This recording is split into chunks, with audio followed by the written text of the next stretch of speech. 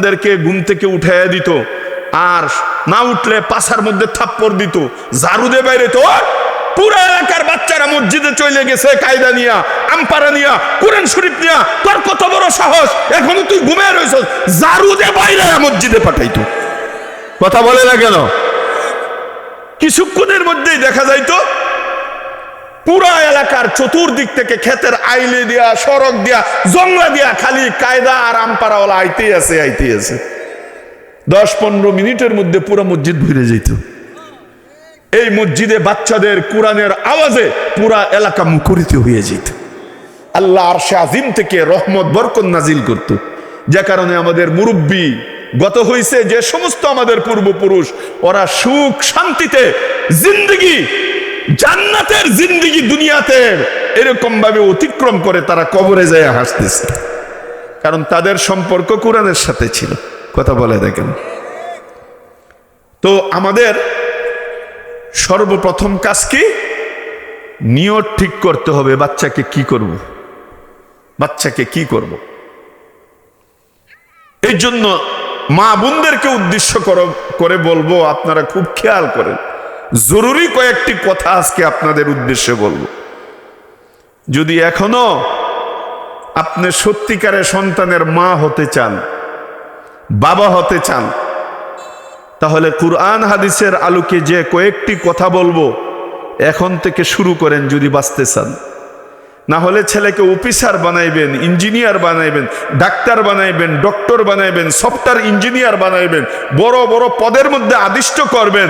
সেও বড় একটা ইঞ্জিনিয়ার নিরে বিয়া কইরা তারা খাইব গুস্ত, তারা থাকবে ঢাকা, তারা থাকবে এসিতে, আর তোমার মতো মাকে বাবাকে বিড়ালের বাচ্চার মতো ঘাড়ে দইরা বৃদ্ধাশ্রমের মধ্যে ফালায়া খিচুড়ি খাওয়াবো। নিয়ত করছো ঠিক, সন্তানের মহব্বত পাইব না বড় হইলে। এর জন্য বাঁচতে যদি চাও দুনিয়াতেও এবং আখেরাতেও, তাহলে আজকের কথাগুলো শোনো। কিতাবে লেখছে, কয় মা বাবার সর্বপ্রথম দায়িত্ব হইল সন্তানের জন্য নিয়ত করা যে আল্লাহ, আমি আমার সন্তানকে একটা মুসলিম সন্তান হিসাবে, মুমিনের সন্তান হিসাবে, সাহাবায়ে কেরামের যোগ্য অনুসারী হিসাবে, রাসূল সাল্লাল্লাহু আলাইহি ওয়াসাল্লামের সত্যিকারে উম্মত হিসাবে আমি গড়ার নিয়ত করলাম। এরপরে সন্তানকে আপনি ইঞ্জিনিয়ার বানান, ডাক্তার বানান, কোনো সমস্যা নেই। সর্বপ্রথম বাচ্চাকে একটা মুসলমান বাচ্চা বানাইতে হবে। পুরা পৃথিবীর সুপার পাওয়ার 5টা রাষ্ট্র, এর মধ্যে একটা হলো তুরস্ক। পুরা দুনিয়ার সুপার পাওয়ার 5 রাষ্ট্রের একটার নাম তুরস্ক। এই তুরস্কের প্রেসিডেন্টের নাম হইল এরদোগান। জানেন এরদোগানকে? ও পুরা 30 পারা কোরআনের পাক্কা একজন হাফেজ। আপনিও নিয়ত করেন এরদোগানের মার মতো, বাবার মতো, যে আমার ছেলেকে প্রেসিডেন্ট বানাবো, বাংলাদেশের প্রধানমন্ত্রী বানাবো, কোনো সমস্যা নাই, কিন্তু সর্বপ্রথম আমার ছেলেকে রাসূলের উম্মত বানাবো, মুসলিম বাচ্চা বানাবো তাকে। আপনি আগে তাকে দিন শিখান, কুরআন তার সিনার ভিতরে ঢুকান, এরপরে আপনি স্কুলে পড়ান, কলেজে পড়ান, অক্সফোর্ড ইউনিভার্সিটিতে পড়ান, হার্ভার্ড ইউনিভার্সিটিতে পড়ান, সারা পৃথিবী ঘুরান, কোনো সমস্যা নাই। আল্লামা ইকবাল রহমতুল্লাহ আলাইহি তো বলেছেন, পড়া কোনো নিষেধ না, तुम शौक से कॉलेज में पढ़ो, पारक पे झूलो, अल्लाह नबी अपने हकीकत को ना भूलो। अर्थ की? আল্লামা ইকবাল রহমতুল্লাহ আলাইহি বলেন, ও দুনিয়ার মানুষ শোনো, তুমি কলেজে পড়ো, ভার্সিটিতে পড়ো, অক্সফোর্ড ইউনিভার্সিটিতে পড়ো, হার্ভার্ড ইউনিভার্সিটিতে পড়ো, সারা পৃথিবীতে জাগতিক যত পড়া সব পড়ো, কারণ মুসলমান ইঞ্জিনিয়ারের দরকার, মুসলমান ডাক্তারের দরকার, মুসলমান বৈজ্ঞানিকের দরকার, সব কিছু দরকার, তুমি সব পড়ো। কিন্তু মনে রেখো, পড়াকালীন অবস্থায় তুমি পড়তে যাইয়া তোমার সব সময় এই ধ্যান, এই খেয়াল, এইটা তোমার মনে রাখতে হবে যে আমি একটা মুসলমানের বাচ্চা, নবীর উম্মত। এখন তুমি পড়তে যাইয়া যদি তুমি কলেজে পড়তেছো, ভার্সিটিতে পড়তেছো, তোমার সিট এইটা আর তোমার সাথে আরেকজন পড়ে তার সিট এইটা, তোমার নাম হইল আব্দুর রহমান, ওর নাম গণেশ বাবু, দুই বন্ধু। গণেশ বাবু ফজরে ঘুমায় রইছে, তুমিও ঘুমায় রইলা। দুইজনের মধ্যে বেশ কম কি? বেশ কম শুধু একটা নাম, আর কামে দুইজন সমান। কথা বলে না কেন? তুমি শুধু বংশীয় মুসলমান হওয়াতে আল্লাহর কিছু যায় আসে না, আর তোমার কিছু ফায়দা হবে না। মুসলমান হইল আমলে, নামে না। কথা বলে না। মুসলমান কিসে? আমলে। জোহরের সময় গণেশ বাবু নামাজ পড়ে নাই, তুমিও পড়ো নাই। আসরেও গণেশ বাবু নামাজ পড়ে নাই, তুমিও পড়ো নাই। মাগরিব আসার সময়ও তুমি কলেজে পড়তেছো, ভার্সিটিতে পড়তেছো, তোমার বন্ধু হিন্দু, ইহুদি, খ্রিস্টান, বৌদ্ধ, সেও নামাজ পড়ে নাই, তুমিও পড়ে নাই। তুমি আমাকে বুঝাও দুইজনের মধ্যে বেশ কম কি? বুঝেন নাই কথা? একটা সহি হাদিস শুনেন। নবী করিম সাল্লাল্লাহু আলাইহি সাল্লাম ইরশাদ করেছেন, মুসলমান এবং কাফেরের মাঝে পার্থক্য শুধু একটা, নামাজ পড়া এবং না পড়া। যে পড়বে তার লিস্টি আল্লাহ মুসলমানের খাতায় উঠাবে। যে নামাজ পড়বে না, তুমি আব্দুর রহমান, আব্দুল খালেক, নবীর নাম, রাসূলের নাম, পুরো দুনিয়ার কোরআনের নাম রাখো, নামে কাম হবে না, তুমি আর কাফের সমান। কথা বলে না? কথা বলে না? এটা কি আমার কথা না হাদিসের কথা? তাহলে মুসলমান আর কাফেরের মাঝখানে শুধু একটা পার্থক্য, তারকুস সালাহ, নামাজ পড়া এবং না পড়া। যে পড়বে সে মুসলমান, যে পড়বে না পরিষ্কার কাফের।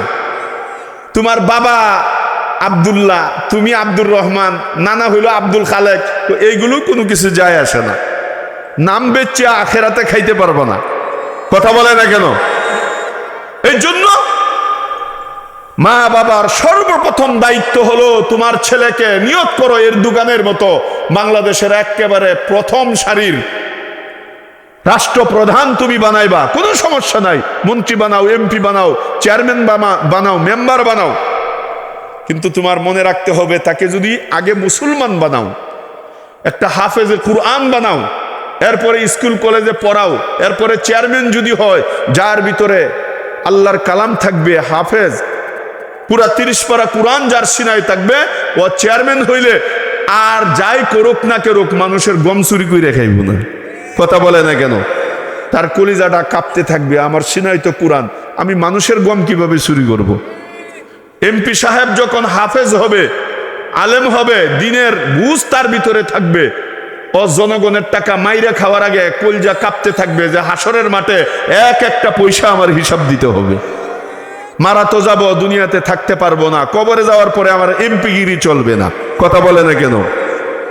যত বড়ই মন্ত্রী হোক, মা বাবা যদি এই মন্ত্রীকে ছোটকালে ইসলাম শিখাইতো, কুরআন শিখাইতো, তার দিলের ভিতরে আল্লাহর হুকুম, নবীর তরিকা ঢুকাইতো, আল্লাহর ভয় ছোটকালে যদি শিখাইতো, এই মন্ত্রী, এই প্রধানমন্ত্রী, এই প্রেসিডেন্ট বাংলাদেশ বেঁচে খাইতো না।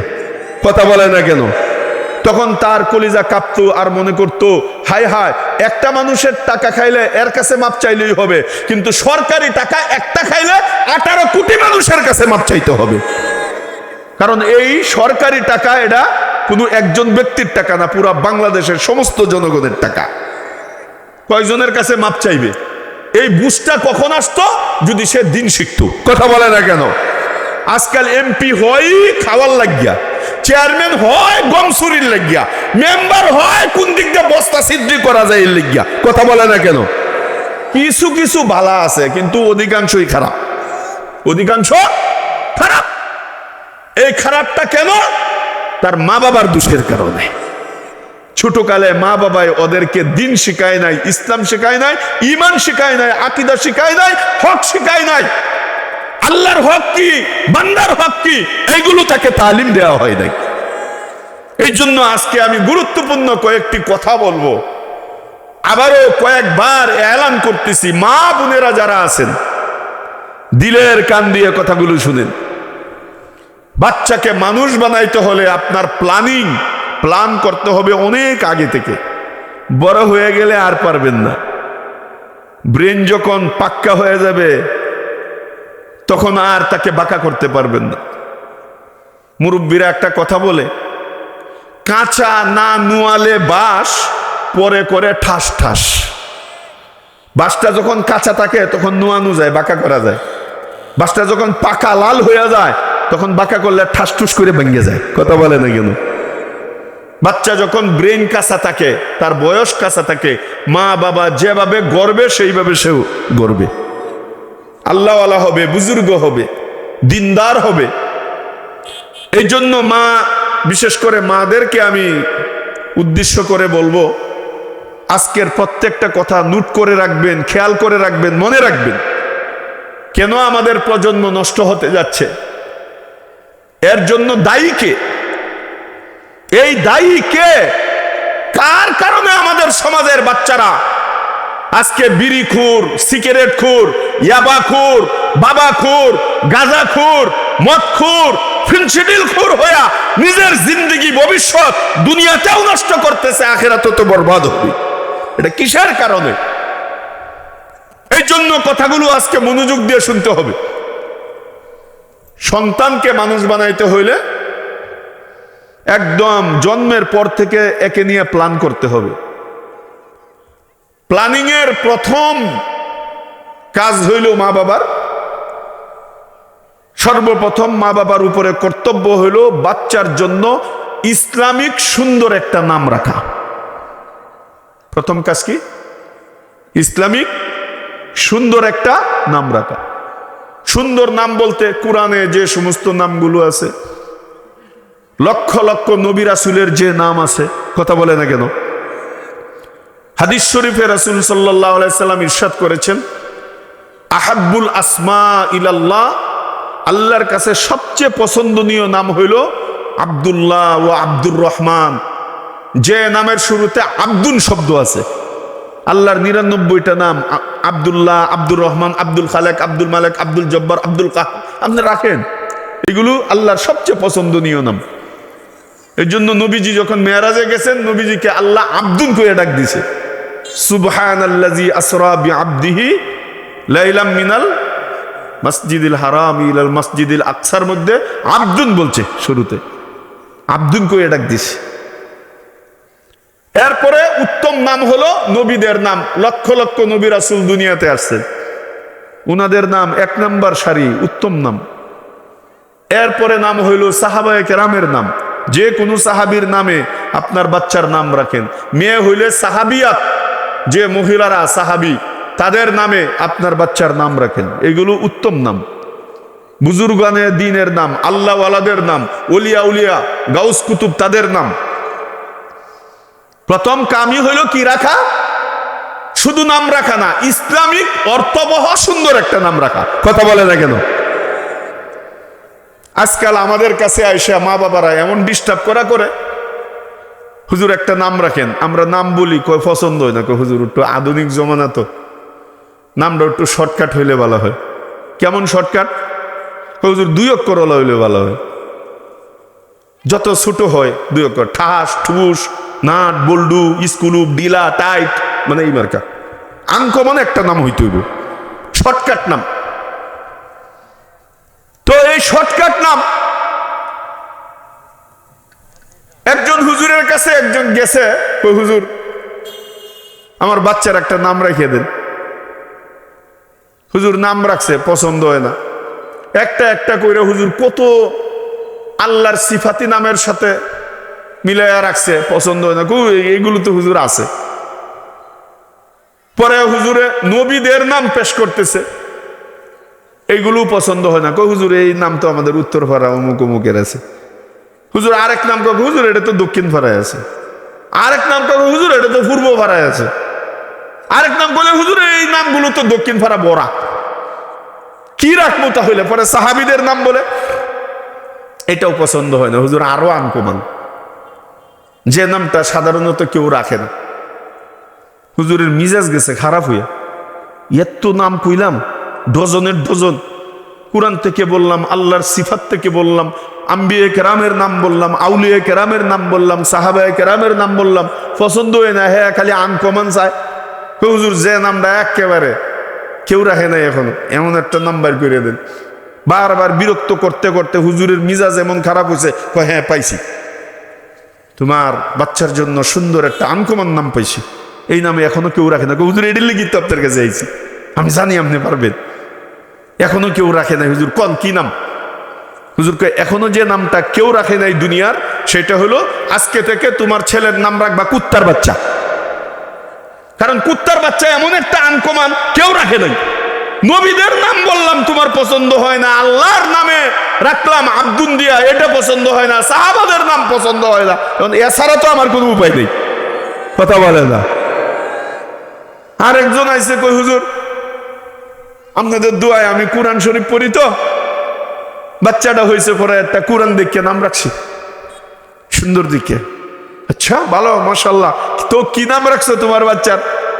হুজুর বারবার কোরআন শরীফে বিভিন্ন জায়গায় দেখি যে আল্লাহ কইছে ওয়ালাহমাল খিনজির, ওইখান থেকে পরে বাচ্চা বুঝছে খিনজির নাম রাখছি। হুজুর কো আল্লাহ খুদা সভ্য নষ্ট করছে, ওই খিনজির অর্থ জানো? হুজুর অর্থ তো জানি না। ওই খিনজির অর্থ তো শুয়োর, এর যত বাচ্চা হইব ওইটি তো শুয়োরের বাচ্চা হইব। আল্লাহ হুজুর অর্থ তো বুঝি নাই। আরেকটা এসে কই হুজুর আমি সূরাতুর রহমান খুব পছন্দ করি, তেলাওয়াত করি, আমার বাচ্চা হয়েছে, আমার বাচ্চারে ওই থেকে একটা নাম রাখছি। কি নাম রাখছো? আমার ছেলের নাম রাখছি তুকাজ্জিবান। ওই যে আল্লাহ বারবার বলছে ফাবিয়া গিয়া আলা রব্বিকুমা তুকাজ্জিবান। হুজুরকে খুদারি খুদা, তুকাজ্জিবান অর্থ জানুনি?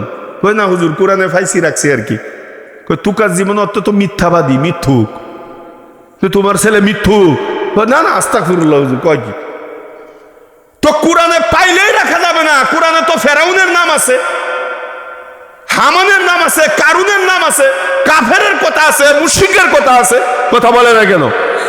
এই জন্য মা বাবার উপরে ফরজ হইল নামের ক্ষেত্রে উলামায়ে কেরামের কাছ থেকে উনারা দ্বীনি যে নামটাই সিলেক্ট করেন, বাছাই করেন, কোরআন থেকে হাদিস থেকে নবীর নামের সাথে সাহাবীদের নামের সাথে মিলাইয়া সুন্দর অর্থবহ একটা নাম রাখা, এটা প্রধান কাজ। কথা বুঝে না? নামের একটা প্রভাব আছে। আপনার বাচ্চার নাম যেটা রাখবেন, এই নামের অর্থ যেটা, বাচ্চার স্বভাবটা এই মার্কা হবে। কথা বুঝে না? এই নামের প্রভাব তার ভিতরে ঢুকে। নবীজির কাছে এক সাহাবী তার সন্তানকে নিয়ে আসছে, ইয়া রাসূলুল্লাহ একটা ফু দিয়া দেন, ঝাড় ফুক দিয়া দেন, পানি পরা দিয়া দেন, উতার পরা দিয়া দেন। কিল্লি গিয়া? হুজুর আমার বাচ্চাটা জন্মের পর থেকে এখন পর্যন্ত খালি রুগিয়া হয়ে থাকে, অসুখ থাকে, সারাটা বছর অসুখ থাকে, যত ধরনের ডাক্তার কবিরাজ আছে সব খাওয়াইতেছি, ভালো হয় না, এখন আপনার কাছে নিয়ে আসছি। নবী সাল্লাল্লাহু আলাইহি ওয়াসাল্লাম জিজ্ঞাইলেন তোমার ছেলের নাম কি? বাবা কই হুজুর নাম তো রাখছি কলিম। সন্তানের নাম কি? কলিম। নবীজি কয় কলিম অর্থ জানুনি? না, কলিম অর্থ তো ক্ষত বিক্ষত, জখমি, রুগিয়া, অসুখিয়া। সারা দুনিয়ার ডাক্তার বাইটটা খাওয়া হইলেও তোমার ছেলে সুস্থ হবে না, কারণ তার নামের মধ্যে অসুস্থর অর্থ আছে। কথা বুঝে না? তো আল্লাহ রাসূল সাল্লাল্লাহু আলাইহি ওয়াসাল্লাম তাৎক্ষণিকভাবে কালিম নামটাকে পরিবর্তন করিয়া সলিম নাম রাখছেন। সলিম অর্থ হইল রোগমুক্ত, সুস্থ, ভালো, সবল। কথা বলে না কেন? এরপরে কিতাবে আসছে এরপর থেকে এই ছেলেটার মরার আগ পর্যন্ত কোনোদিন সে অসুস্থ হয়নি। তো নামের প্রভাব আছে না নাই? আরে ভাই দুনিয়াতে তো আছেই, আখিরাতের ব্যাপারেও কিতাবে এসেছে আল্লাহ যখন বান্দা বান্দির আমল নামা খালি দেখতে পাইবেন, জান্নাতে যাওয়ার মতো পুঁজি নাই, তখন আল্লাহ উসিলা তালাশ করবেন। আপনারা কি শুনতেছেন? বুঝতেছেন কথা? কি উসিলা তালাশ করবেন? আল্লাহ দেখবেন তার নামটা কোন নবীর নামের সাথে মিলে কিনা, সাহাবীর নামের সাথে মিলে কিনা, তাবিন তাবে তাবিন আল্লাহওয়ালা বুজুর্গ মুত্তাকি পরহেজগার কোন ব্যক্তির নামের সাথে তার নাম মিলে কিনা। আমল যদি শূন্যও হয়, খালিও হয়, নামের উসিলায় আল্লাহ পাক রব্বুল আলামিন তাকে মাফ করে দিবেন। নামের ফায়দা আছে না নেই? যে ধরনের নাম রাখবে তার স্বভাব চরিত্র ওই ধরনের হবে। এর জন্য নামটা এটা হালকা মনে করেন না, প্রথম অক্ষর মিলায় খালি রাখেন না। একদল আছে খালি এডি তালাশ করে, মার নামের প্রথম অক্ষর কি হেডে কি, পরে অর্থ যেটাই হোক, খাড়ায় সার কুত্তা আর বিলাই যেটাই হোক, প্রথম অক্ষর মিললে হয়েছে। ভাই এই কোন ধরনের আপনার? আপনি তো তার উপরে জুলুম করছেন। হাদিসে আসছে মা বাবার উপরে ফরজ, ওয়াজিব, কর্তব্য হলো সন্তানের সুন্দর একটা নাম রাখা। এটা ইসলামের নির্দেশ। আপনি তো সুন্দর রাখেন নাই। এই জন্য মা বাবার উপর প্রথম কর্তব্য হলো সন্তানের কি রাখা? সুন্দর একটা নাম রাখা। এটা 1 নাম্বার, মনে রাখবেন। 2 নাম্বার কর্তব্য হলো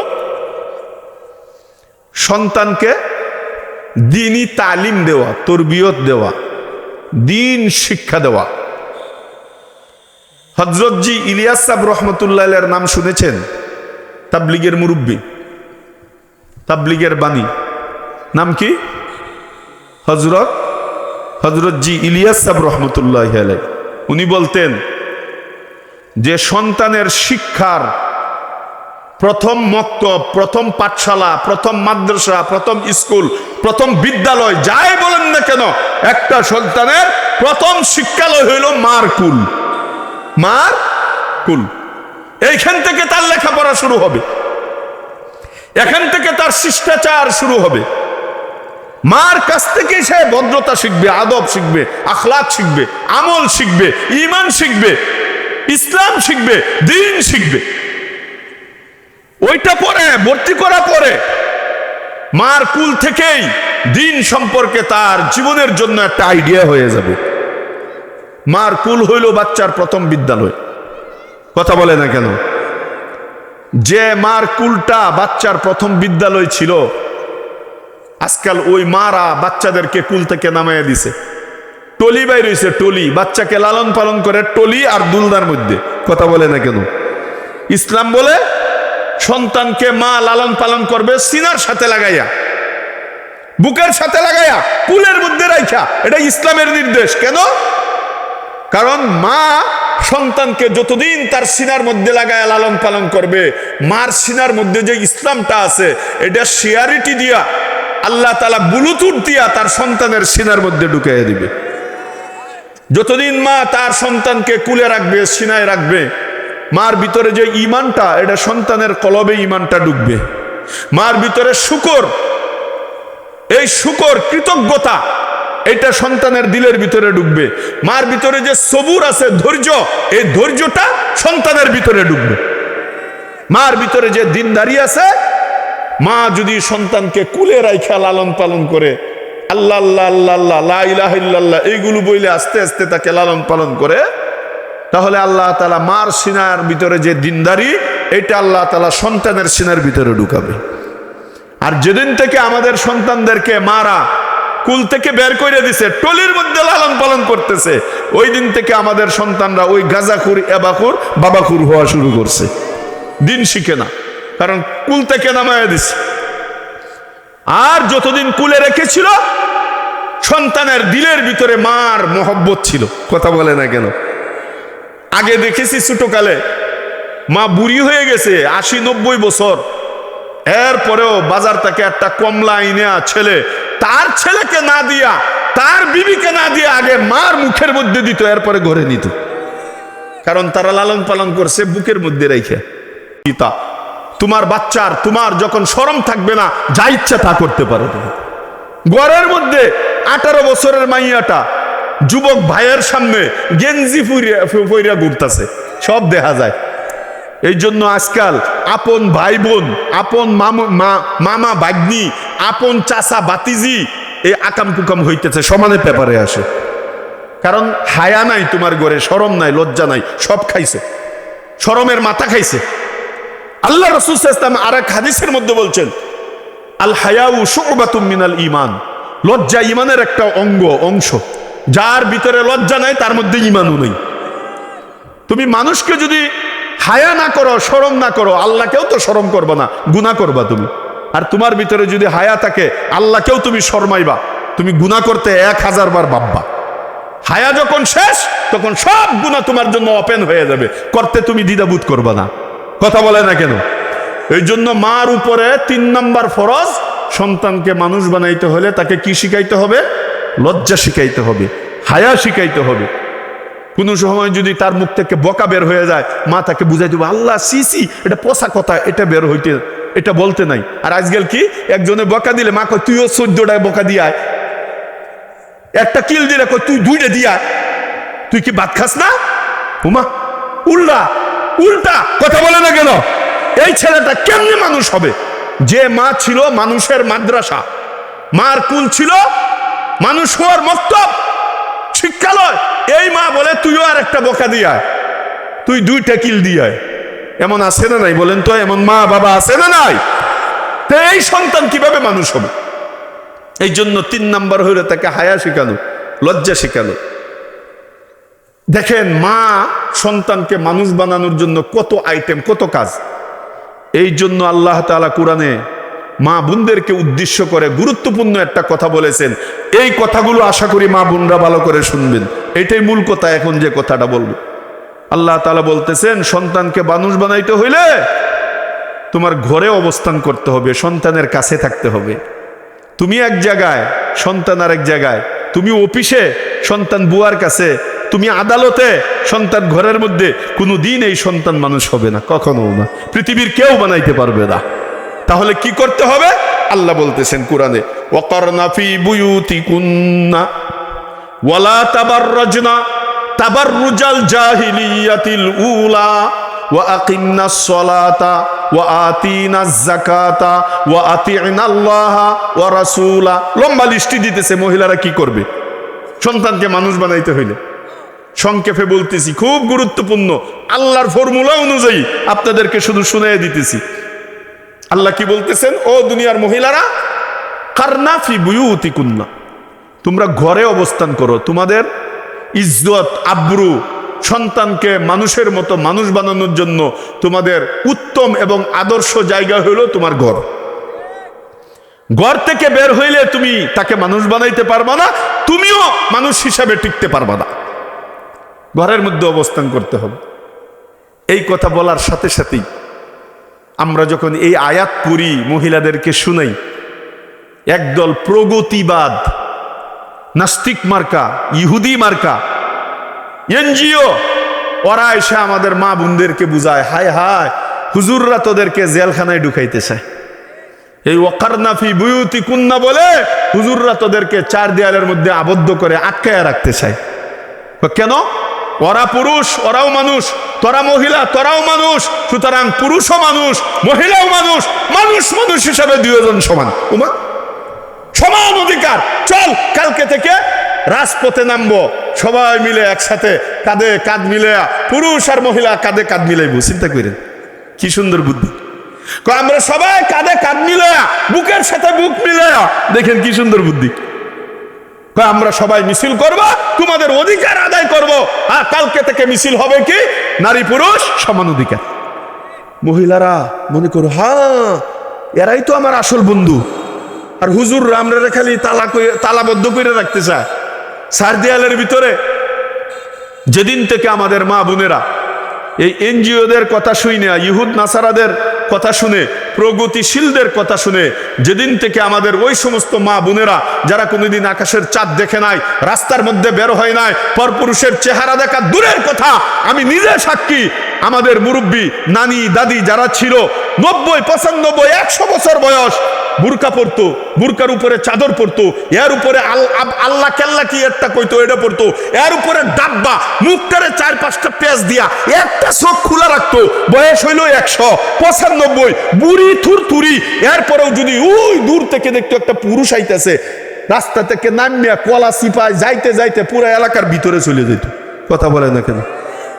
আর সেই মহিলাদেরকে আজকে এই প্রগতিশীলরা সমান অধিকারের মিছিল দিয়া আজকে আমাদের মা বোনদেরকে ঘর থেকে বের করছে, রাস্তার মধ্যে নামাইছে, অফিসের মধ্যে ঢুকাইছে। এরপর থেকেই পেপার পত্রিকা, ইন্টারনেটের মধ্যে প্রতিদিন দর্শন আর বেবিচারি আর পরকীয়ার বাজার গরম হয়ে গেছে। কথা বলে না কেন? 4-5 সন্তানের মা স্বামী ফালায়া, বাচ্চা ফালায়া বাচ্চা আর একটার সাথে। এরকম ঘটনা আছে না নাই? ঘটতেছে কিনা? কেন? আল্লাহ যে কথা বলছিলেন ওইটা তুমি না মানার কারণে। আল্লাহ বলছিলেন কি? কারনা ফি বুয়ুতিকুন্না, ও মহিলা, বাঁচতে যদি চাও আমার থেকে বেশি বুঝছো না, ওদের কথা মাইনো না। ওরা বিলাই বিলাই, আর তোমরা হইলা শুটকি। বিলাই এসে শুটকির আওয়াজ করে, এই শুটকির দল, তোমরা কেন বয়মের মধ্যে থাকবা? তোমাদেরকে কেন জেলখানায় রাখবে? কালকে থেকে শুটকি আর আমি বিলাই কাঁধে কাঁধ মিলে আমি মিছিল করবো। পরে দেখা যায় শেষ সাথে বিলাইও নাই, শুটকির ফুটলাও নাই, দুটাই বাকছে। কথা বলে না কেন? এই প্রগতিশীলরা আমাদের মা বোনদেরকে শুটকির মতো ব্যবহার করার জন্য ঘর থেকে বের করার পরে এরপরে শুটকিও নাই, বিলাইও নাই, ফুটলা সহ বাকছে। হাজার হাজার ঘটনা এমন ঘটতেছে, শুনেন নাই আপনারা এমন ঘটনা? তো আল্লাহ তাআলা বলেছেন কারনা ফি বুয়ুতিকুন্না, ও দুনিয়ার মহিলারা, তোমাদের জায়গা হলো ঘরে, চার দেয়ালের ভিতরে। এইখানে থাকলে হবে কি জানো? স্বামীর মনটা তোমার প্রতি ঠান্ডা থাকবে। তুমি যদি পরপুরুষের সাথে কথা না বলো, তার সাথে এরকম মোবাইলে কথা না বলো, দেখা না করো, তখন তোমার স্বামী আমেরিকা যাক আর লন্ডন যাক, সে আস্থা থাকবে 100%।